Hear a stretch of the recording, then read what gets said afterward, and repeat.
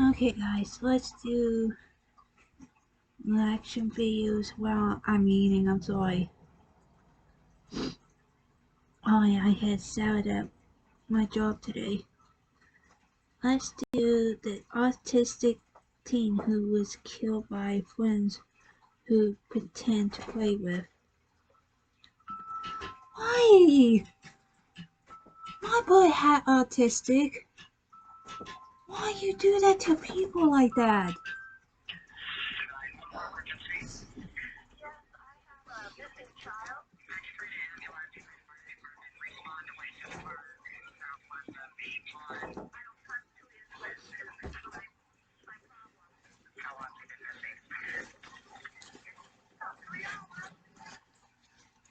This is Craig Sorger, and these are his two friends, Evan Savoy and Jake Egan. But look closer. Would you want these two boys to be your friends? Nope. There's something a little off about them. Like, they're not your average, playful 12-year-old boys. Unfortunately, Craig Sorger and his family would find out the awful truth about Jake and Evan the hard way. In 2003, Jake and Evan became the youngest people to be tried as adults in the state of Washington. They pretended to be Craig's friends, all the while hiding a vile hatred for those weaker than them. What they did to poor Craig is unspeakable. But how did two 12-year-old boys Because you reach kill such him a low because point? why? And Oh, were their because he sentences enough to bring justice autistic. for That's Craig? Watch on, but be warned. We'll be discussing the themes of extreme violence, torture, the death of children, and abortion. Yep, this is going to be a pretty tough case. But if you're ready, let's dive. Who is Les Mills? Les Mills is a mindset 60 minutes away from your. in. Today's story begins in a place called Everett in Washington State. Everett is home to over 100,000 people, and it's just 25 miles away from Seattle. But it has some pretty big issues. Its crime rate is 56% higher than the national average in the US. People rarely walk alone at night, and store owners are always on edge, worrying about their property getting vandalized. A gas stop even ironically put up a sign saying, "Welcome to Tweakerville." Everett has been ranked as one of the worst places to live in Washington. But life was happy and peaceful for Craig Sorger, at least in the beginning. He was born on February 10th, 1990, and grew up with his parents Lisa and Chuck, and his younger brother Keith. But when he was a toddler, Craig's parents started noticing some strange behaviors in their son. Worried about what that might mean, they took him to a doctor. Soon enough, yep. it was discovered that Craig was on My the brother autistic used to do spectrum. that. This wasn't bad news. He, In fact, my brother don't discovering do this that. early He on meant that Craig had all his the arms. care that he needed, both at home and at school. Craig was a special education student, but he did well in school, apart from sports. His physical coordination wasn't that great. At home, he had a great relationship with his parents. He just And found it a I little feel bad hard my to do brother certain because my tasks. brother don't have One such thing was a lot changing of friends scenery. because of that. Indeed, Craig was very resistant to change of any sort, from food to clothing, let alone moving house. When he was 11 years old, Craig moved with his family to a tiny town called Efrata. It's a really small place, home to around 8,000 people. 30 years ago, there was just around 6,000, and there really wasn't that much to do. But Craig was okay with that. He rarely socialized with anyone apart from his parents and brother. In fact, Keith was his best friend, and that was about it. And since the move to a new town took quite a big toll on him, Craig was even less social now. He spent most of his time playing video games, fooling around outside his home, or helping his dad, who was a car mechanic, with his work. Craig had an engineer's mind, and he was already starting to show great talent. According to Lisa, he could fix a VCR's lights in a few seconds, and he was better than his parents at operating computers and installing video games. Craig's parents just couldn't wait to see their son's career blossom. They were certain he was going to achieve greatness. But just 5 days after his 13th birthday, Craig's life would come to a tragic halt. On February 15th, 2003, Craig was enjoying an afternoon at home. That's when Lisa heard a knock on the door. She wasn't expecting anyone, but she opened up anyway. It was two boys, Evan Savoy and Jake Egan. They were Craig's age. In fact, They were a few months younger. Lisa had never seen them before, but Keith had. Apparently, they would sometimes play with Craig while he was outside his home or in the local park. And this is exactly what they had come to do now. Evan and Jake asked Lisa if her son was around. They said they'd like to take Craig and play at the Oasis Park, an RV park just a few blocks down. Jake and Evan had been best friends since they were 2 years old. People rarely saw them apart, and many thought that they were brothers. But there was something odd about their dynamic. Jake really looked up to Evan and was proud to say that they were best buds. But if you asked Evan, he'd say Jake is his step friend. That's because he thought Jake was one step below him. Indeed, Jake was a shy boy who often copied Evan's behavior but dealt with some unaddressed anger issues. Evan, on the other hand, was the class clown who was desperate to be the center of attention everywhere he went. This included his school. This was the same special education school that Craig attended. So the boys were surprised to see Lisa so reluctant to let Craig play with them. But she simply didn't know them. Craig hadn't spoken about them, and there was something else. The weather was dreadful, and Craig had just recovered from a cold. Lisa was just about to close the door and send the boys home when she turned around and saw Craig, beaming with hope. This was the first time someone invited him to play with them. He felt like he had friends. He was really excited about going out with them. I Lisa broke saw that he had this, and she autism. I understood do. this was very important for her son. And So look she at said my okay, brother. I but do urged flip the at my boys to brother come back too. within an hour or so. She had to go run some errands, and it was getting dark Because soon. he Jake and diagnosed Evan of that thanked when Lisa, he was grabbed Craig, and off they a went. baby. Before heading out the door, Craig hugged his mom, grateful for her accepting nature. Lisa was happy too. For once, her son appeared to have friends outside his family. But she was giddy with anticipation. She wanted to hear all about Craig's playdate, and she wanted to complete her errands before dark. So minutes felt like hours to her. Imagine how she felt when her son wasn't back home and the sun was about to set. Not only was this an inconvenience to her schedule, she was terribly worried. Craig was afraid of the dark, and he wouldn't stay out all night of his own will. So Lisa grabbed her coat and rushed to Oasis Park, but none of the boys were there. So Lisa figured Craig must have gone to one of the boys' homes. Maybe they were playing video games or eating with their families. But when Lisa got to Evan's home, her heart sank.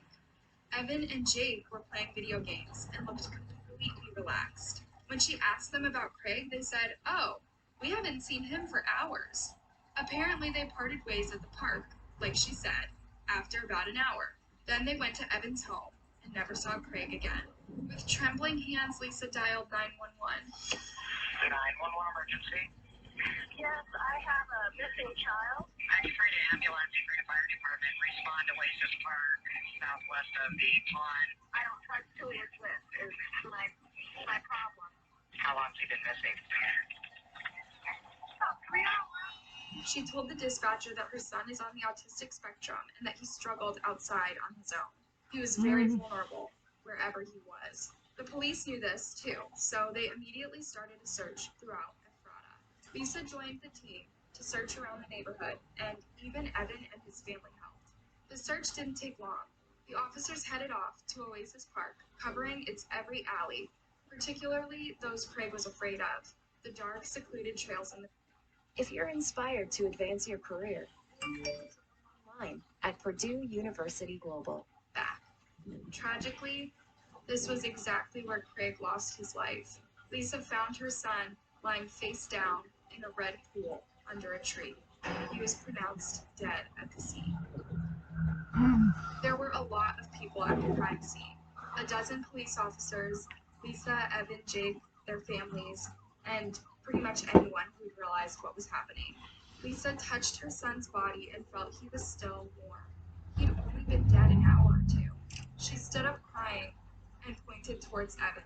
Evan just shrugged, as if he was surprised to hear this silly accusation. Needless to say, his parents strongly denied Lisa's allegation and told her to calm down. How could their 12-year-old boy commit such a heinous act? And Evan and Jake's statement was clear. They played for a little bit, then they parted ways. Whatever happened next was out of their control. But as the police took Evan to the station, his statement became less clear. Now he was saying Craig Craig actually fell from a tree. Apparently, they played football and tackle tag, and then they climbed the trees. And when Craig fell and hit his head, he didn't know what to do, so he went home. Evan's mom, Holly, was right next to him during the interrogation, as this is allowed for any underage suspect. Holly was listening to her son's account, but he looked at him while he was talking. At one point, she realized he'd changed his shoes after coming home from the park. She didn't bring this up right then and there, but she didn't forget the detail. The next day, Holly was doing the laundry. Inside the bathroom, she noticed that Evan had washed his park shoes. They were still wet, hidden behind the laundry basket. When she spoke to her husband about it, he also noticed Evan was missing his new sweatshirt. He'd left home wearing it and came home without it, so that evening, Evan's parents sat him down and demanded an explanation for this. Evan broke down crying and told his parents that he hadn't been telling the whole truth. Craig had fallen from a really high branch and cracked his head pretty badly. Evan rushed over to check for a pulse, but he somehow got covered in a lot of blood. Then he realized Craig was dead. In a panic, Evan washed his shoes in a nearby pond and buried his sweatshirt in a muddy place so as not to get in trouble with the police. He was scared he would have to go to jail for something he didn't do. Holly and Evan's stepfather were shocked to hear this story. They didn't even know whether to believe their son or if he was hiding something else. If Holly I rang was the police me, and told them what Evan had told her. I would The punch officers my invited kid. her to the station and asked her to bring his shoes as well. Now the investigators knew if they asked Evan to tell his story again, he might just repeat it word for word. So, to see if he was telling the truth, they went to Jake's house and questioned him. Jake said that the three of them climbed a tree and Craig fell down and hit his head. But Evan had said only Craig was up in the tree. There were some inconsistencies. Meanwhile, the police dug up Evan's bloody sweatshirt from the pond, and that day, an autopsy was conducted on Craig's body. Sure enough, the results didn't say fell from a tree.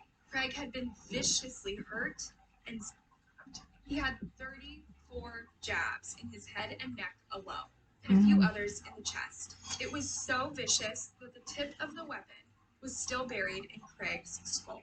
His death was a slow, painful, and terrifying one. He lived his last moments wondering what he had done to deserve this, and why his two friends killed him. The police immediately arrested Jake and Evan. They were held on $1 million bail each, by far a record-setting sum for a 12-year-old. Imagine the waves this news made in a tiny town like Ephrata. Not even the biggest cities in the world are used to 12-year-old murderers. But even if Jake and Evan were in custody now, they remained adamant that they had nothing to do with Craig's death. They only fled the scene because they panicked, and they would be held accountable for Craig's silly fall, they said, even when they were shown the autopsy results. Outrageously enough, the boys' families even created a theory where after the boys fled the scene, somebody else found Craig's body and desecrated it. The police couldn't exclude any theory, but they were pretty sure the boys were guilty. They just needed to find enough evidence to convict them. This was just the beginning of a tiresome process that scarred the Sorger family more than it brought closure. Yo, Clay, got a cash app you some gas money for last week. Here's mine. Here you go, Capitan. As in many cases, the investigators spend a great deal of time learning about the suspects' lives at home. Who were Jake and Evan? And what would give them the motive to do something so horribly wrong? At a first glance, there was simply nothing out of the ordinary about the boys. As far as everyone knew, they were two schoolboys with special needs who enjoyed violent video games and playtime outside their house. Evan and Jake were interviewed by several psychologists. Jake had an IQ of 93 and the language and writing skills of a 7-year-old. But from a behavioral point of view, he was deemed completely normal. Evan scored average on just about everything. Dr. Eric Johnson concluded that both boys are well enough mentally to be rehabilitated. He thus suggested to the judge that they be tried as juveniles. Indeed, this debate lasted for a while. The psychologists argued that in juvenile prison, the boys would learn to reintegrate into society. They would also be freed when they turned 21, which meant that they would get a chance at normal careers. Needless to say, the boys' families were pushing hard for this. But the judge had another piece of information.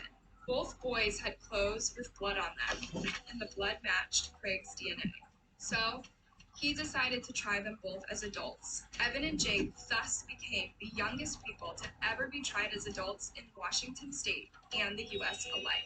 Both the boys would be in juvenile detention for 2 years until the state would allow this trial to continue. And by 2005, Jake changed his story. Now he told investigators that the three boys were in the park together. He left to go get some soda. When he got back, Evan was brutally attacking Craig. Then he threw his sweatshirt and something else in the nearby pond. A forensics team was immediately sent to the pond, and before long they retrieved Evan's murder weapon, the knife with the broken tip. The knife had been in the murky waters for 2 years, so fingerprints couldn't be analyzed. But the broken tip perfectly completed the knife, and that was good enough evidence. But Jake's confession wasn't good enough. It sounded like a classic case of throwing your friend under the bus. So the investigators put a lot of psychological pressure on Jake until he finally cracked. On February 15th, 1990, Jake and Evan were playing in Oasis Park, but Evan had a bigger plan. He was a bully, and he was used to preying on the most vulnerable. So he showed Jake a knife he had on him and suggested that they kill Craig along with the owner of a trailer court. He discovered the term killing spree recently, and he wanted to become a mass murderer. Evan was Jake's best friend and brother from another mother. He didn't think twice about joining him. So the two friends went over to Craig's house and convinced Lisa to let her son go play with them. When they got to the park, Evan asked Craig to feel the ground to see if it was wet. Then he told Craig to touch the ground and count to 10. Poor Craig followed his friend's instructions. While he was focusing on the ground below him, Evan grabbed a huge rock and dropped it on Craig's neck. Then he pulled out the knife from his pocket and proceeded to stab him and kick him with his feet. At first, Jake yelled at Evan to stop, but when he tried to pull him away, Evan threw him to the ground. His weight twice as much as Jake, so Jake gave up. Meanwhile, Craig was screaming and asking Evan why he was doing this. Craig got up and ran away 3 times, but Evan kept dragging him back to the ground, stabbing him some more. After watching the horror show for a couple of minutes, Jake decided to participate as well. In fact, he told the cops that initially he picked up a stick with the intention to hit Evan, but then he remembered how big Evan was compared to him. So he hit Craig instead. The two boys beat Craig until he stopped moving. Then Evan shook Jake's hand and went over to the pond, where he disposed of his clothes and weapon. Jake watched in silence. Then he followed Evan to his house. There they created the story, where they parted ways with Craig around 4:30 p.m. It was Evan's idea to have a story to tell the police. He was completely prepared for all of the steps of the investigation, but he didn't expect to be arrested so soon. The police interrupted his killing spree. This was a tough story to hear from the mouth of a 14-year-old. Jake was a bit older, but he was still a kid. And imagine how Craig's parents felt when they heard the story of their son's death. Jake was offered a plea deal. If he would testify in court against Evan, he wouldn't be charged with first-degree murder. He'd only be charged with second-degree murder by complicity. So, even if he was being tried as an adult, Jake would only get a sentence of 8 years in prison. In April 2005, Jake appeared in court and made his full confession. You solemnly swear or affirm to tell the truth under penalty of perjury.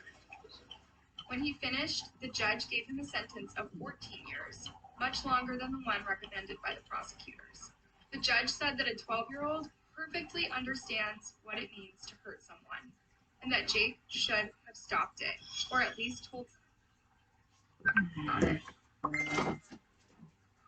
Evan, on the other hand, guys. showed zero. Hi guys, sorry about that. Tried to pin blame on Craig's father, Chuck. Yep. Even if Chuck proved he was out of town the day of Craig's murder, lawyers tried to frame him for the brutal attack.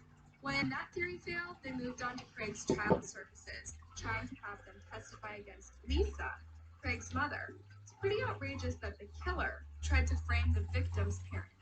Don't you think?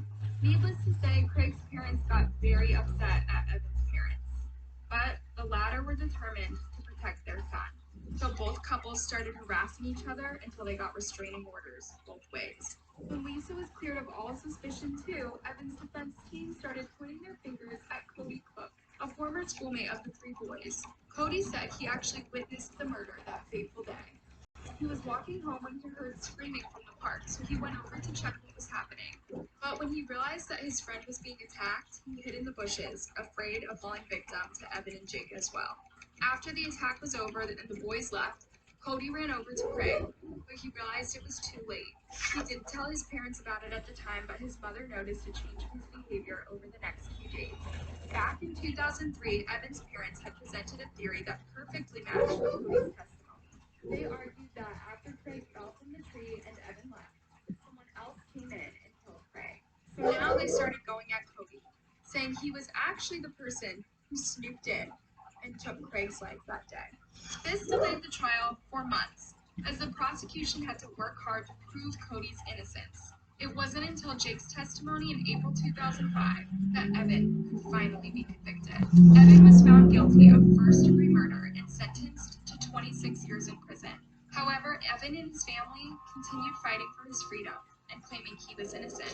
In 2011, his sentence was overturned. His defense team claimed that his right to a public trial had been violated, as the judge restricted certain parts of him to the public. His lawyers were pushing for a retrial, but amidst all of this, Evan changed his mind. In 2014, he pled guilty to second-degree murder. He was sentenced to 20 years in prison. It's still unclear whether he's in prison or not.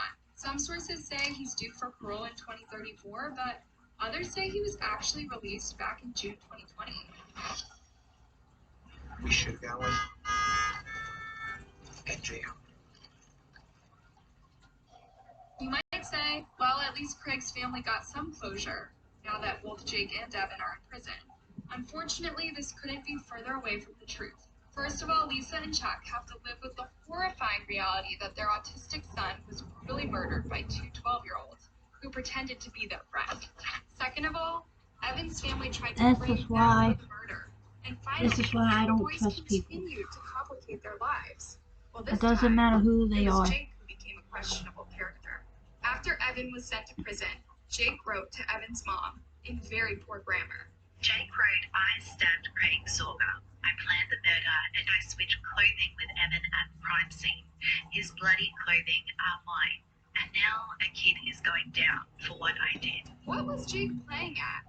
Was he feeling increasingly remorseful, or did he just want to stir the waters? Jake spent most of his prison sentence in solitary confinement. Remember how he was a shy boy with some unaddressed anger issues? Now, he was letting those issues out. He was constantly fighting, yelling, and causing trouble with other prisoners and the guards alike. Toward the end of his sentence, Jake completed an auto mechanic course and was put on work release. In 2016, 3 months before he was due to be released, Jake escaped the work facility and hitchhiked to Idaho, where he took a bus to Rapid City, South Dakota. As soon as he was off the bus, he was greeted by a group of federal marshals. He was taken back to Washington and sentenced to another 5 years in prison. Not smart thing to do. In solitary confinement because of trouble that I got into. And there was a lot of time where I spent 14 months in there. And then I got out and I went back into there and served another 9 months. So that's a good, 2.5 years that I spent pretty much by myself. And it was during that time that I kind of started to educate myself. Eventually, he ended up serving only 6 months. But during these months, Jake underwent another drastic turn in his personality. He became obsessed with the Bible, reading it more than once a month, cover to cover. Soon enough, he started declaring himself a born-again Christian. During this time in prison, Jake also started a relationship with Marissa, an old family friend whose dad was best friends with Jake's dad. She'd visited Jake throughout his sentence, and after a while, their friendship turned romantic. But Marissa had great influence over Jake. And here's where it gets weird. Marissa had come out as a lesbian to her parents back when she was 18, about a decade back. But she kept struggling with her gender identity, so when she turned 20, she started some hormone therapy to transition to male. That's when she started feeling depressed, overindulging in alcohol, and thinking of taking her life. She then detransitioned, and along the way, she discovered Jesus. Her views on the Bible aligned with Jake's. So, in 2017, Jake was released, and the two got married. Around this time, Jake also became an anti-abortion activist. You see, love is a tangible thing. Love is not just something we say or just an emotion. Love is something that is tangible. Yeah, it's not the same Jake. When he's not arguing for capital punishment for people who choose to have abortions, Jake is ranting against the LGBT community. First, he blamed the community for what happened to his wife back when she was transitioning. Now he's blaming it for, well, all the wrong reasons. He's been caught several times shouting vile things at women in the street. He wants attention. That's his goal. And that means is just a way to bring more attention to himself. Indeed, it's truly worrying that he's free to do these sorts of things today, less than 20 years after murdering Craig Sorger. If Evan is out too, hopefully he's been able to turn his life around and not be spreading hatred. We can only hope that Craig's family is able to move on. But can you ever move on from a death like Craig's? Thanks for watching, you guys. Hey, don't be shy. Give this video a thumbs up and subscribe to my channel for more. Alright guys, I will see you in my fourth video, so I see you then.